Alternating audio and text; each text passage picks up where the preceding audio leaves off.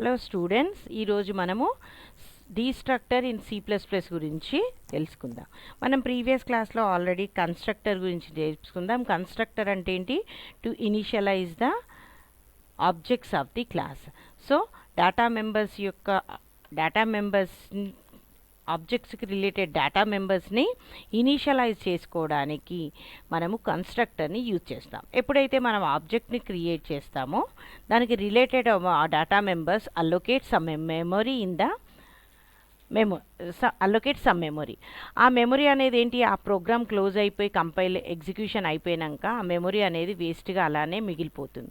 దాన్ని మనం ఫ్రీ చేసుకోవడానికి C++లో మనం ఈ డీస్ట్రక్టర్ అనే కాన్సెప్ట్ని యూజ్ చేసుకోవచ్చు.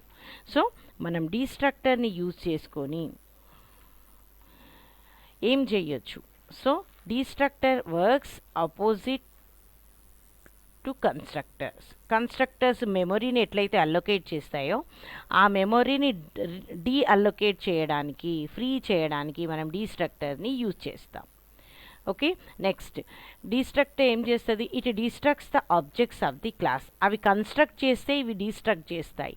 క్లాసెస్ యొక్క ఆబ్జెక్ట్స్ని డీస్ట్రక్ట్ చేసుకోవడానికి మనము డీస్ట్రక్టర్ని యూజ్ చేసుకోవచ్చు. And destructor can be defined only once in a class. ఒక్కసారి మాత్రమే మనం డీస్ట్రక్టర్ని డిఫైన్ చేస్తాం. ఒక క్లాస్లో ఎన్ని కన్స్ట్రక్టర్స్నైనా మనం డిఫైన్ చేయొచ్చు, బట్ డీస్ట్రక్టర్ మాత్రం ఒక్కటి మాత్రమే డిఫైన్ చేస్తాం. Like constructor it is invoked automatically. Compiler ఎట్లయితే ఆటోమేటికల్గా కన్స్ట్రక్టర్స్ని కాల్ చేస్తుందో డీస్ట్రక్టర్ కూడా ఆటోమేటికల్గా ఎప్పుడు కంపైలర్ ఇన్వోక్ చేస్తుంది. ఎప్పుడు? When the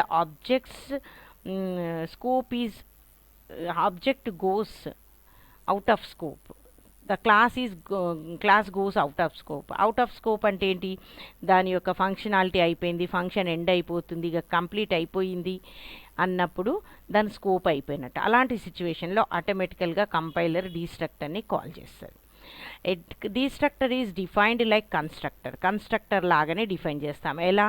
it must have same name as class name తోటి సేమ్ కన్స్ట్రక్టర్ని ఎట్లయితే డిఫైన్ చేస్తామో సేమ్ క్లాస్ నేమ్ తోటి డీస్ట్రక్టర్ని కూడా అలానే డిఫైన్ చేస్తాం. But it is prefixed with the tilde symbol. Tilde అనే సింబల్ని యూజ్ చేసి మనం దీన్ని ఏం చేస్తాము? డిఫైన్ చేస్తాం. అండ్ డీస్ట్రక్టర్ యొక్క మెయిన్ యూజ్ ఏంటంటే టు క్లీన్ అప్ ద స్టోరేజ్ని క్లీన్ చేసుకోవడానికి యూజ్ చేస్తాం. And destructor has no return type. కన్స్ట్రక్టర్కి ఎలా అయితే రిటర్న్ టైప్ ఉండదో, ఈవెన్ వాయిడ్ కూడా ఉండదు, అలానే మనకి డీస్ట్రక్టర్కి కూడా రిటర్న్ టైప్ అనేది ఉండదు. Okay, these are the points remember about the destructor. దీని సింటాక్స్ ఎలా ఉంటుంది చూద్దాం. This is the syntax of the destructor is same name as the class name but prefix it with the tilde సింబల్తో start అవుతుంది. And within the brackets you can specify the body. But you don't pass any arguments. దీంట్లో ఏం ఆర్గ్యుమెంట్స్ని pass చేయాల్సిన అవసరం లేదు, మనం ఇది accept చేయదు. So this is the one of the example of the using the destructor. ఎలా? Class test. ఇక్కడ మనం ఒక డేటా మెంబర్ని డిక్లేర్ చేస్తున్నాం, ఇంటి ఎక్స్. ఓకే, కన్స్ట్రక్టర్లో ఏం చేస్తున్నాం? X is assigned with the 5 అనేది తోటి ఇనిషియలైజ్ చేస్తున్నాం. ఇనిషియలైజ్ అయింది అనడానికి ఒక మెంబర్ ఫంక్షన్ రాస్తున్నాం, డిస్ప్లే అనే మెంబర్ ఫంక్షన్. దాంట్లో అదేమవుతుంది? డిస్ప్లే చేస్తుంది Cout. నెక్స్ట్ డీస్ట్రక్టర్ డిఫైన్ చేస్తున్నాం టెస్ట్. ఇది ఇన్వోక్ అయింది అని తెలవడానికి నేను దీంట్లో ఒక Cout అనే స్టేట్మెంట్ రాశాను. డీస్ట్రక్టర్ అనేది మెయిన్లో ఏం చేస్తున్నాను? టెస్ట్ ఆబ్జెక్ట్ అని క్రియేట్ చేస్తున్నాను. క్రియేట్ చేయగానే ఏమవుతుంది? It invokes the compiler. T పక్కన ఏమైనా వాల్యూస్ ఉన్నాయా? లేదు. సో ఇది డిఫాల్ట్ కన్స్ట్రక్టర్ని కాల్ అవుతుంది. టీ అనే ఆబ్జెక్ట్ కోసం 5 అనేది ఇనిషియలైజ్ అవుతుంది. T.display the statements invokes this member function. అయిపోయింది. ఫంక్షనాలిటీ x=5 అని డిస్ప్లే అయింది. ఫంక్షనాలిటీ అయిపోగానే ఆబ్జెక్ట్ యొక్క వర్క్ అయిపోయింది. ఆటోమేటికల్గా కంపైలర్ ఇన్వోక్స్ దిస్. దీంట్లో Cout అనే రాసినాం, డీస్ట్రక్టర్ ఇన్వోక్డ్ అని మనకు అవుట్పుట్ వస్తుంది. ఓకే, దీన్ని మనం ఎగ్జిక్యూట్ చేసి చూద్దాం ఎలా ఎగ్జిక్యూట్ అవుతుంది అనేది. ఓకే, నేను ఇదే ప్రోగ్రామ్ని ఇక్కడ కాపీ చేసినాను. ఓకే, క్లాస్ టెస్ట్ ఇక్కడ ఇన్వోక్ చేస్తున్నాను. ఫర్ ఎగ్జాంపుల్ ఇక్కడ నేను వేరే వాల్యూ ఇస్తాను 10. ఓకే, నెక్స్ట్ ఫస్ట్ ఒకటే ఆబ్జెక్ట్ని క్రియేట్ చేద్దాం, ఏమవుతుందో చూద్దాం.